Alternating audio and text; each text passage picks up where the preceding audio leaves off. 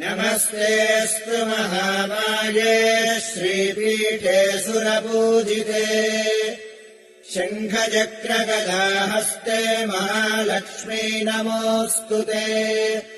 नमस्ते गरुडारूढे डोलासुरभयङ्करी सर्वपापहरे देवी महालक्ष्मी नमोऽस्तु ते।